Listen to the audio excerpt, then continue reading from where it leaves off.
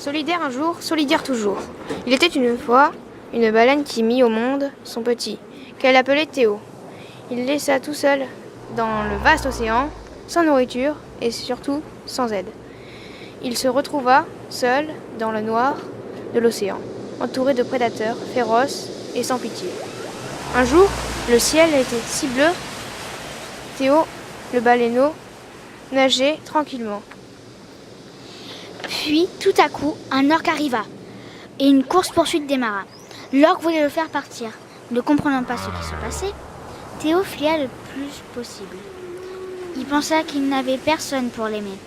Il chercha quelqu'un à qui parler. Il chercha et encore. Le 3e jour, il rencontra une tortue. Elle commença à parler et à parler sans fin. Ils passèrent deux semaines ensemble. Ils firent des découvertes incroyables. Théo grandissait très vite. Maintenant, il savait que quelqu'un l'aimait, son amie Caroline la tortue. Un jour, qu'ils voyageaient en mer, ils virent un poisson en danger. Théo se rappela le jour où sa mère le laissa dans le vaste océan et il murmura: Il faut toujours aider son prochain. Ma mère ne l'a pas fait, mais moi je le ferai. Avec l'aide de Caroline, ils partirent sauver le poisson. Ce dernier, pour le remercier, offrit une carapace magique à Caroline et à Théo offrit une de ses écailles magiques. Avec cette aide, ils allaient pouvoir prêter secours à toutes les personnes en danger. Depuis, à chaque fois qu'ils verront une des personnes en danger, ils allaient leur prêter secours. Nous les sauverons parce qu'il faut toujours aider son prochain et ne pas l'abandonner.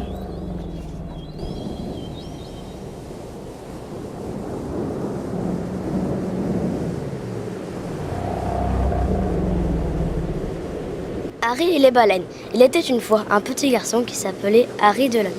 Il habitait à Wellington, capitale de la Nouvelle-Zélande, avec son père Laurent qui possédait un bateau. Harry était passionné par le monde marin et rêvait de voir des baleines pour enfin flotter sur leur évent. Mais Harry était trop petit, il n'avait que 11 ans. Son père ne voulait jamais l'emmener pour lui faire cette trop longue mission, car les baleines vivaient à Tahiti. Pour s'y rendre, Harry devait passer plein d'épreuves. Il y avait des dangers de mer. Jean-Paul Marmoud qui habitait à La Réunion et Mamie Tug Life qui habitait au Chili. Le temps avait passé. Maintenant, Harry avait l'âge d'aller à Tahiti. Il avait 16 ans et son rêve allait devenir réalité. Un matin, à l'aube, il prit le bateau de son père et il partit. Au bout d'un mois de traversée, il fit une escale à Bumi, en Australie. Il rencontra un dauphin qui s'appelait Fino. Harry lui proposa de faire le voyage ensemble. Ni l'homme ni le mammifère ne s'étonnèrent de se comprendre si bien. Ensemble, ils repartirent pour Mosuru, en Afrique du Sud. Mais sur leur chemin, ils rencontrèrent Jean-Paul Marmoud, le fameux danger des mers, qui essaya de renverser le bateau. Fino l'en empêcha en lui mordant les bras et les jambes. Enfin arrivés à Mosuru, ils passèrent la nuit dans une taverne. Le lendemain, ils repartirent à l'aube pour l'île de Pâques. Ils traversèrent de terribles tempêtes et des tsunamis. Enfin, arrivés à destination, ils rencontrèrent Mamie Tug Life, une grand-mère bien en forme pour son âge. Elle attacha Harry au mât du bateau, mais Fino se jeta sur elle et détacha Harry qui, de son côté, empoigna Mamie Tug Life et la jeta à l'eau. Un an plus tard, ils arrivèrent à Tahiti et ils rencontrèrent enfin les baleines. Ils furent tout de suite amis avec Gabrielle, l'une d'elles. Elle le laissa vivre son rêve. Il flotta pendant si longtemps sur son évent qu'il ne vit pas le temps passer. Harry et Fino étaient si émus et si heureux de voir autant de baleines qu'ils décidèrent de rester vivre à Tahiti. Fino rencontra Fina et ils eurent beaucoup d'enfants de Delphino. Quant à Harry, il rencontra Sophie et sa mère et eurent 2 enfants. Cuirassier Ambre et Bois-Rivaux Noah.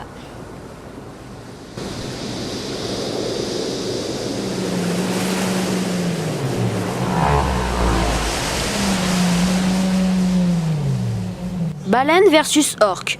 Autrefois, les baleines vivaient au nord et les orques au sud. Ces deux clans ne s'entendaient pas. Un jour, 2 petites orques se promenaient dans le territoire des baleines. Les baleines les virent et les tuèrent. Une espionne orque qui avait tout vu rapporta l'information à son chef. Le chef, qui entendit ces mots, se mit dans une fureur terrible. Il envoya un messager pour leur dire qu'il brise le pacte, comme quoi les baleines avaient le droit de passer dans le territoire des orques et que les orques avaient le droit de passer dans le territoire des baleines. Le messager s'en alla porter son terrible message. Il nageait toujours vers le camp des baleines et sans se douter de rien, il sentit une vibration.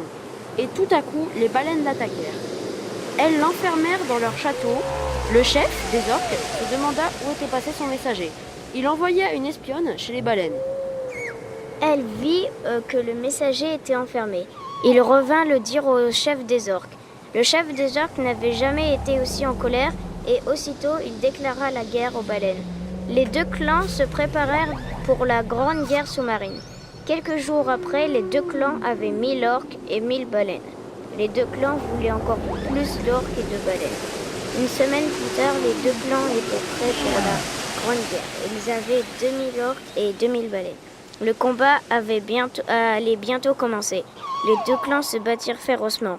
Le clan gagnant fut celui des orques et comme les baleines avaient perdu tout ce qu'elles avaient, les orques acceptèrent de leur redonner de la nourriture et de faire la paix. Les deux clans devinrent amis. Les baleines ont agi ainsi pour survivre. Le clan des baleines a provoqué celui des orques pour gagner plus de territoire.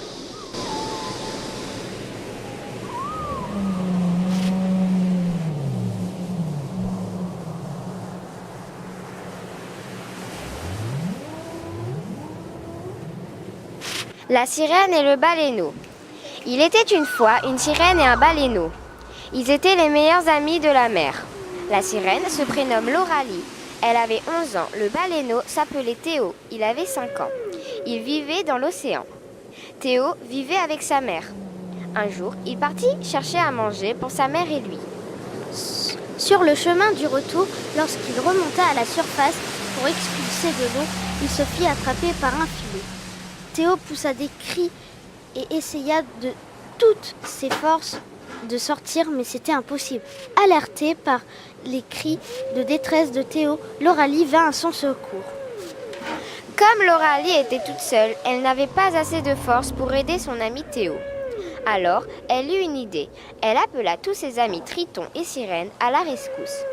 Grâce à son mélodieux chant, ses amis l'entendirent et vinrent l'aider. Ils essayèrent tout coûte que coûte d'ôter le filet autour de Théo. Après plusieurs heures d'efforts, ils réussissent.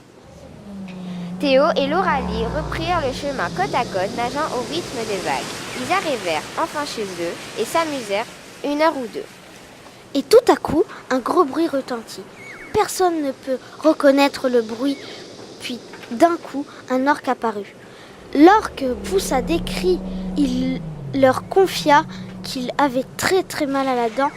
La sirène aida l'orque à arracher sa dent, qui remercia la sirène et ses amis pour leur aide. L'orque resta quelques minutes avec la sirène et le baleineau et tous ses amis, puis il repartit chez lui, la dent soulagée. 3 ans plus tard, la sirène et le baleineau tombèrent amoureux. Ils eurent un enfant différent. Ils étaient constitués d'une queue de sirène et un corps de baleine. Toute la petite famille s'en alla vivre dans les océans d'Amérique. Ils vécurent heureux pour toujours. Fin. Hippolyte Néa et Claire Gueuléa.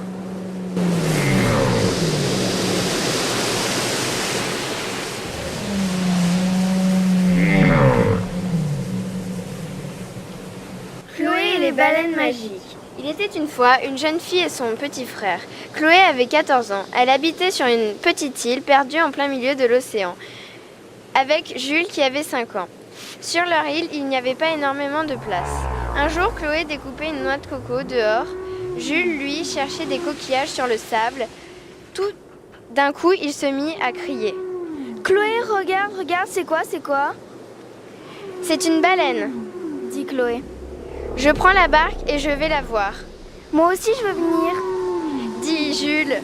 « Non, tu ne viens pas, tu restes ici en sécurité. Je reviens vite, » dit Chloé. Et Chloé partit à la conquête de l'océan, à la recherche de cet animal majestueux.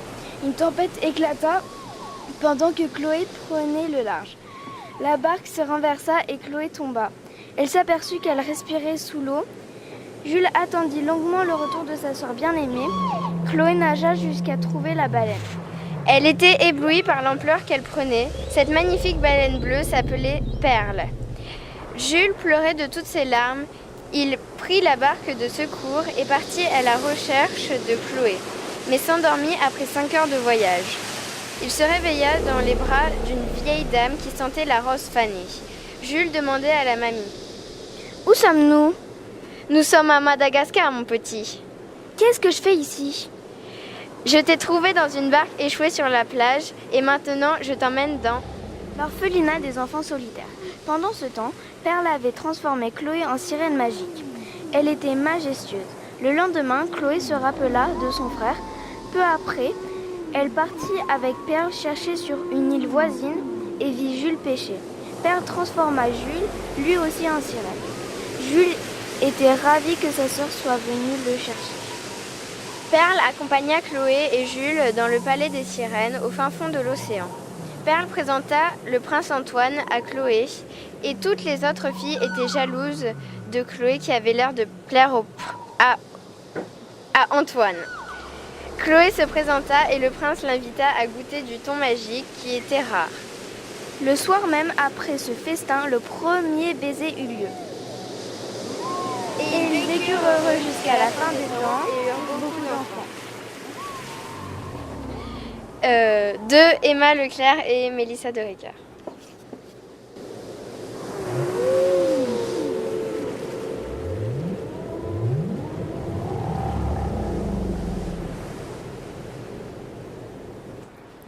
Zoé et le baleineau. Il était une fois une jeune fille prénommée Zoé qui avait 12 ans et qui vivait à Majorque près de la mer avec ses 2 parents. Elle n'avait ni sœur ni frère. Zoé avait un rêve qui était de pouvoir nager avec les baleines. Ces animaux l'ont toujours fascinée. Un soir, en dînant avec ses parents, elle entendit un étrange bruit venant de la mer. Elle alla voir et vit un groupe de pêcheurs capturer l'animal. Le baleineau, qui se défendait, réussit à s'échapper. Zoé ne pouvait rater une occasion pareille et s'agrippa à la queue du baleineau qui était encore près de la côte. Les parents de Zoé cherchèrent leur fille toute la nuit. Une fois loin du monde des humains, le baleineau commença à discuter craintivement avec Zoé. Après les présentations, on pouvait dire que de nouveaux amis s'étaient rencontrés. La petite fille et l'animal s'entendaient à merveille. Ils discutèrent et rirent toute la nuit, l'enfant assis sur le dos de la baleine. À l'aube, la mer commença à s'agiter et de petites vagues croissantes se formaient. Zoé tomba par perte d'équilibre et tellement fatiguée à se débattre pour rejoindre son nouvel ami, coula. Une sirène qui passait par là trouva la petite fille inconsciente et la ramena sur la terre ferme. Quand Zoé revint à elle, elle questionna la sirène sur ce qu'était devenu le baleineau. La sirène lui répondit qu'elle n'en avait aucune idée et se présenta. Elle s'appelait Mora. La sirène et Zoé s'entendaient très bien, mais ce que Zoé ignorait, c'était que Mora était méchante et faisait de la magie noire. L'enfant demanda à la sirène de lui montrer quelques tours de magie et Mora transforma Zoé en baleine. Elle était terrifiée par sa nouvelle apparence. Quelques minutes plus tard, les mêmes pêcheurs qui avaient capturé le baleineau arrivèrent et ils attrapèrent Mora. Zoé réussit à s'enfuir et nagea jusqu'à son ami, et ils décidèrent de vivre ensemble malgré le fait de vivre très loin de ses parents. Fin. Muriel Fraboulet et Cyriac Mode.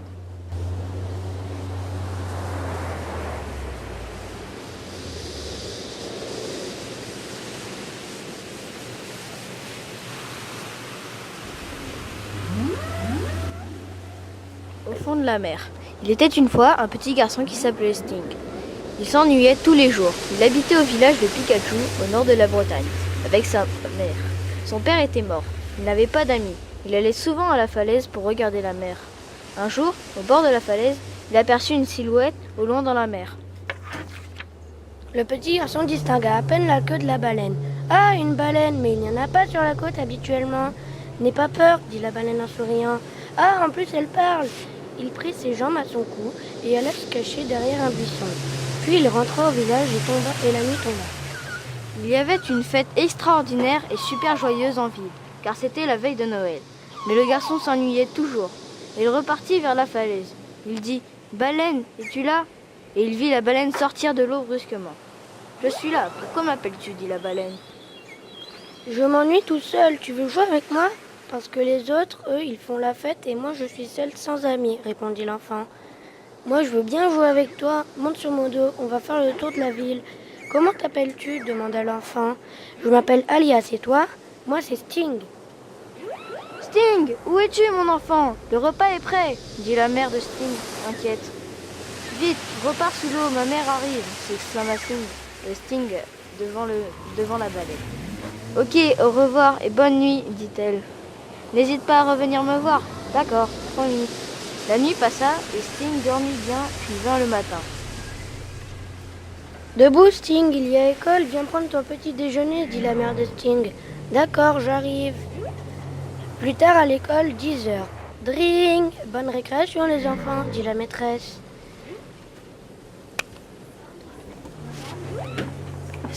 Sting alla dans l'encornure du mur. Eh Sting, qu'est-ce qu'il y a? On reste dans son coin? Oh le bébé. Arrête William, dit Sting. Oh, il est déçu le petit. Ring, au revoir loser. Sting rentra en classe et ce fut la fin des cours. Et en rentrant chez lui, il vit la baleine flottant dans l'eau, ne faisant plus un geste. Puis il leva la tête en pleurant et un vortex géant qui recouvrait le ciel l'aspira. Sting se retrouva brusquement dans sa chambre. Il pensa que tout ça n'était qu'un rêve. Il courut à la falaise et vit une queue de baleine. La baleine fit un clin d'œil. Une nouvelle histoire commença entre eux. Et ils vécurent heureux jusqu'à la fin des temps. Bouka Moulan et Simon Junot.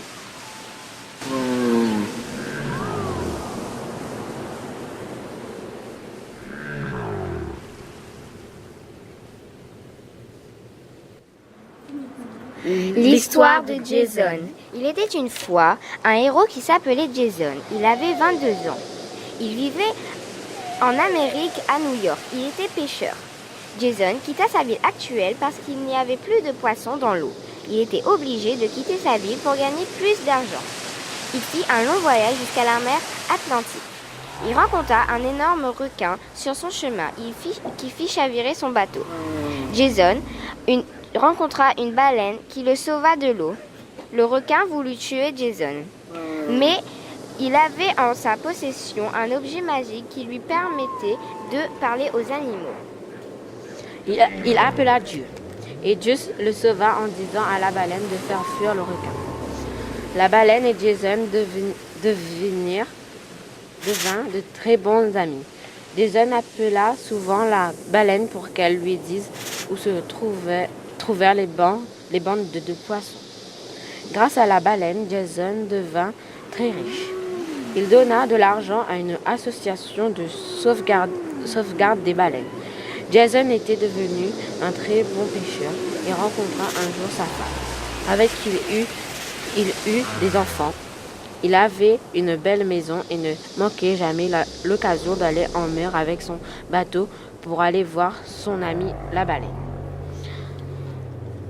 Warwick Dorval, Janssen Benoît.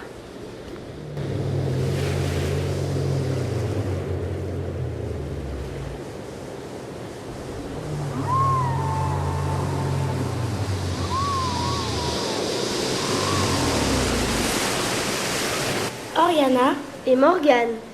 Il était une fois une fille Morgane qui habitait à Londres. Mais un jour, elle dut aller en Inde car son grand-père et sa grand-mère étaient morts dans un accident de la route.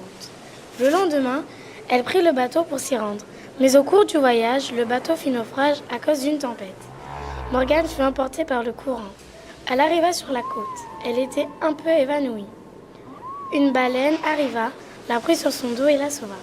Morgane se réveilla sur le dos de la baleine. La baleine lui parla, mais Morgane crut que c'était un rêve. Elle essaya de se réveiller, mais elle n'y arrivait pas. La baleine demanda « Où veux-tu aller ?» Morgane répondit « Je voudrais aller en Inde. » C'était la même destination où la baleine voulait s'y rendre. « Pourquoi veux-tu aller en Inde ?» dit la baleine. « c'est que mes grands-parents sont morts. Comment tu t'appelles ? Dit Morgane. La baleine était fatiguée, elle se posa donc à la plage des Seychelles. Arrivée sur la rive, Morgane rencontra un garçon appelé Igor, qui avait l'air sympathique. Morgane alla lui parler et le présenta à Oriana. Mais ce que Morgane ne savait pas, c'est que Igor était cruel. Tout ce qu'il voulait était de dévorer Oriana. C'était un vampire. Morgane invita Igor à boire un café chez Coffee Town. Peu à peu, ils devinrent de très bons amis. Igor en avait marre d'attendre pour manger la chair de la baleine. Morgane le trouvait de plus en plus curieux. Le lendemain, elle se réveilla et trouva Oriana échouée sur la plage. Elle alla voir ce qu'elle avait vu. Elle lui demanda si elle allait bien. Oriana ne lui répondit pas. Morgane comprit qu'elle était morte. Comment ? La baleine, dans un dernier souffle, lui dit que c'était Igor qui lui avait pris toute sa chair. À ces mots, Morgane commença à pleurer. Une bonne fée arriva et lui demanda ce qu'elle avait. Elle lui dit que son ami Igor avait tué sa baleine. La fée alla chercher Igor et l'envoya en Alaska en prison. La fée accorda un souhait à Morgane. Morgane décida de sauver sa baleine. La fée exauça son souhait. Morgane était si contente que sa baleine reprenne vie. Elle alla lui dire qu'elle ne la quittera plus jamais. De Jade Aimier et Inès Telmitier.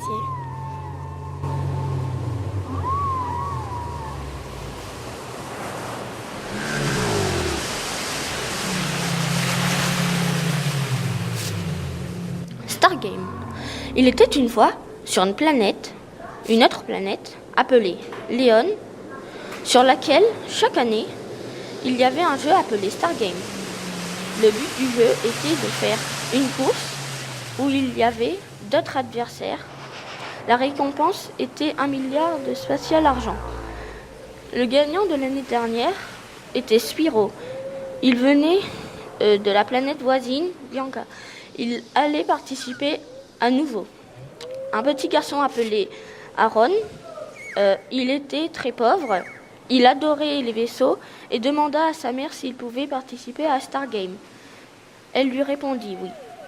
Sa mère donna tout son argent pour construire le vaisseau de son fils. 1 mois plus tard, c'était le grand jour, la piste de départ était magnifique. Il y avait plus de 100 vaisseaux. Mais il y avait un énorme engin appelé le Polygone. Il était conduit par Spiro, qui l'avait sans doute payé grâce à la somme obtenue de l'année dernière. Le président de la planète annonce les règles. Il faut partir de Léon pour atteindre le soleil. Le compte à rebours commença. 3, 2, 1, go! Tous les vaisseaux partirent. Des jours passèrent, une dizaine de vaisseaux s'écrasèrent. Iron regarda son réservoir, il n'y avait presque plus d'essence. Il se posa sur une planète qui n'avait pas de nom. Il n'y avait pas de maison, il n'y avait que des grandes forêts, des lacs et des océans. Il n'y avait plus du tout d'essence. Le petit garçon partit pleurer au bord d'un lac où il vit une baleine volante super rapide. Elle était blessée. Aaron commença à la soigner. Ça faisait plus d'une semaine qu'il était sur la planète. Le garçonnet appela la baleine Flipper. Il le dressa, puis mit des morceaux de son vaisseau sur elle. Aaron demanda à la bête « Je peux te conduire ?» Elle accepta. La baleine partit faire la course. Elle était super rapide et rattrapa les premiers. Aaron vit Spiro pousser les autres engins. La baleine s'énerva et attaqua Spiro. Spiro s'écrasa sur une planète. Il arriva premier et donna la moitié de son argent à sa mère. Il se paya un nouveau vaisseau et une maison, et Flipper devint son animal de compagnie. La planète, qui n'avait pas de nom, devint la planète la plus belle de la galaxie et on l'appela Flipper. Enfin, Hugo Vidot.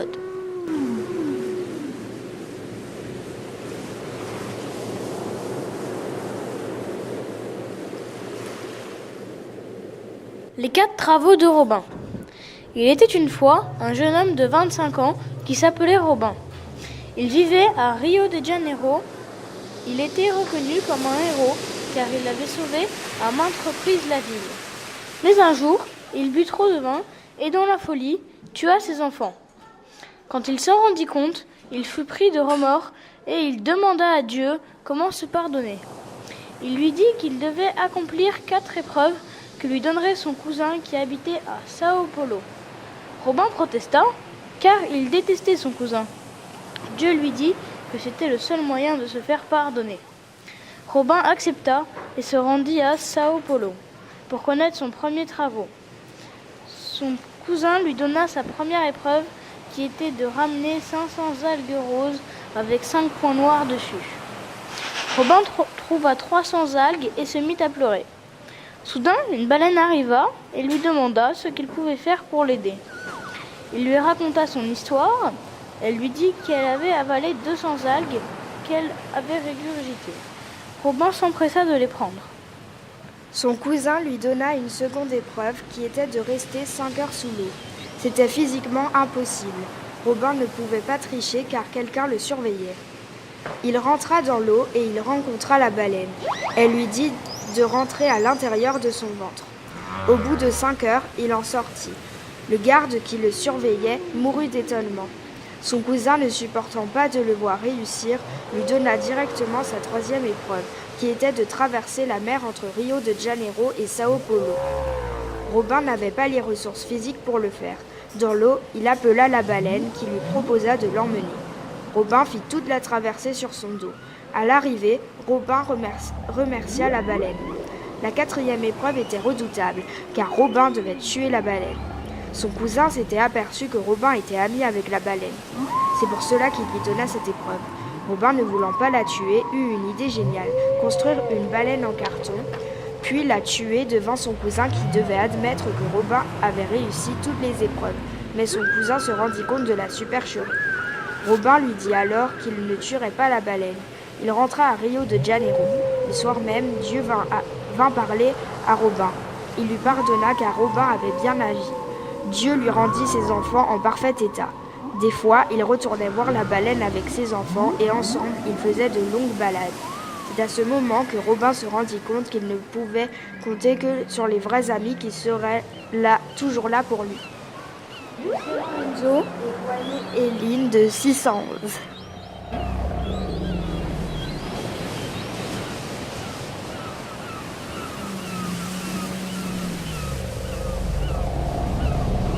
Mickey et Baptiste. Il était une fois un baleineau qui s'appelait Mickey. Il avait 3 ans. Il avait 9 ans. À 3 ans, il a perdu sa mère. Il vivait avec son père au fond de l'Atlantique dans une famille pauvre et malheureuse. Son père avait 30 ans. Il rencontra un petit garçon, Baptiste, qui avait le même âge que lui. Ils étaient devenus amis très vite, mais ils ne pouvaient pas se voir souvent car les parents de Baptiste n'aimaient pas les baleines. Quelques années plus tard, tout le village voulait chasser Mickey. Au loin, on voyait les humains avec leurs baleiniers. Mickey dut quitter l'Atlantique, mais son père mourut. Les humains l'avaient chassé. Baptiste était vraiment triste de ne plus voir Mickey. Il a voulu le retrouver, mais ne l'a pas trouvé. Pendant ce temps, Mickey rencontra un requin qui s'appelait Balou. « Tu es perdu, c'est ça ?» dit Balou. Mickey dit « Oui, je veux retrouver Baptiste, mon ami. »« D'accord, prends ça, c'est une boussole magique qui te permettra de retrouver ton ami. »« Merci. Voulez-vous m'aider à le retrouver ?»« Oui, bien sûr. Allons-y, dit Mickey. Un jour, ils rencontrèrent une pieuvre de très mauvaise humeur. « Oh, qu'est-ce que c'est ?» dit Mickey. Balou dit « C'est une pieuvre pas très contente. Il faut à tout prix l'éviter. Tiens, une baguette magique qui t'aidera à l'éviter. » Merci beaucoup, dit Mickey. Quelques jours plus tard, Mickey et Baptiste se retrouvèrent dans l'Atlantique grâce à son ami le requin. Mickey, heureux de retrouver son ami, dit « Baptiste, quel plaisir de te retrouver !»« Mickey, ça fait longtemps que je ne t'ai pas vu, répondit Baptiste. « Viens avec moi, je vais te montrer un endroit extraordinaire, dit Mickey. »« Génial, dit Baptiste. Cet endroit s'appelle la Sirène Bleue, avec plein de sirènes. Cette ville sous la mer est vraiment magnifique. » Ils rencontrèrent le chef de cet endroit. « Pourquoi êtes-vous là ?» dit le chef. « Nous sommes là car je voulais montrer cet endroit à mon ami, répondit Mickey. Cet endroit est privé. Il appela les gardes pour les jeter dehors. Baptiste et Mickey ont été jetés dehors malheureusement car ils étaient très heureux de montrer cet endroit à son ami car Mickey a trouvé un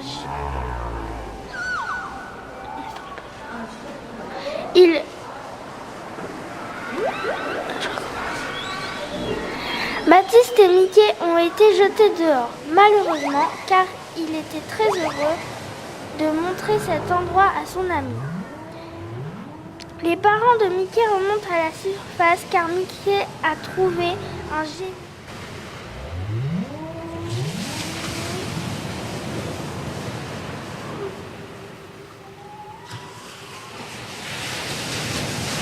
Sparky et Lily. Ah d'accord, Sparky et Lily. Il était une fois une baleine portant le nom de Christine. Cette baleine habitait en Antarctique. Un départ était prévu pour la Réunion. Car elle était enceinte, la température du bébé était de 36 degrés dans le ventre de la mère et à l'extérieur, il faisait 6 degrés. Et c'était mortel pour le bébé. Donc elle fit 4000 km aller-retour sans manger. Le trajet prit une dizaine de mois. Sur le chemin, elles rencontrèrent plusieurs poissons qui lui indiquaient le chemin. 10 mois plus tard, elle sentit qu'elle arriva car l'eau était plus chaude. Elle chercha le bon endroit pour mettre bas. Elle le trouva et mit au monde son bébé, sur du sable jaune et plusieurs algues vertes. Ce baleineau s'appelait Sparky. Comme il était très jeune, sa mère devait l'aider à remonter à la surface pour respirer. Pendant de nombreux mois, il grandit énormément, mais un jour, alors qu'il s'amusait, sa mère sentit d'un coup que le moment était venu de l'abandonner. « Je pars chercher à manger, » dit la mère. « Ok, maman. » Mais en fait, elle partit en Antarctique pour faire sa vie de baleine. Alors Sparky attendit jusqu'à ses 11 ans. Le baleineau partit à la recherche de sa mère et rencontra une jeune fille baleine qui portait le nom de Lily. Dès qu'ils se virent, ils eurent une étincelle dans leurs yeux et ils sentirent qu'ils allaient passer le reste de leur vie ensemble. Ils finirent sur le chemin de l'Antarctique pour retrouver la mère de Sparky qui était heureuse et fière de retrouver son fils qui était parvenu jusqu'à elle.